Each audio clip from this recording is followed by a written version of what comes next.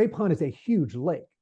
So the Belgrade Lakes regions of Maine are made up of a number of lakes, and a lot of them have the word pond, but we know they are big, full-size lakes, right? Yes, it's a chain of 7 interconnected lakes that make up the Belgrade Lakes. A couple of things that maybe Andy and Richie might not know is more about the early history of camp, and they might not remember some of these things, that there was a full-time chef and baker at camp. There was a full-time laundry, which after there was a fire burnt down and was not rebuilt. But campers came from all over the East Coast and Quebec, Canada, and mostly it was predominantly a Jewish upper middle class families that sent their kids, and they stopped. I don't think the boys will remember this.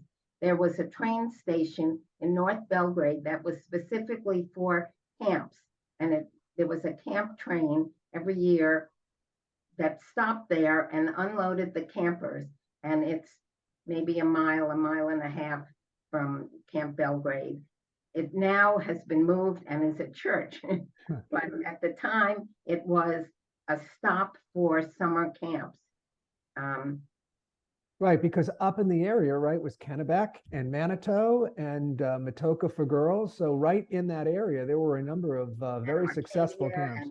Lots of, yes, there were lots of camps, and they all probably made use of that train station until it closed, probably in the early 60s, maybe I'm thinking 1960s. Right. And one of the humorous things I think that would happen would be if some of those camp trains came on the same days and unloaded all of the baggage cars. There was this enormous tangle of duffel bags and trunks that would pile up 7 high in huge mounds, that then counselors or whoever was responsible for separating them out and figuring which camp which items of baggage belong to, and then haul them away in trucks and vehicles to the appropriate camp. You can imagine the confusion that may have resulted from that.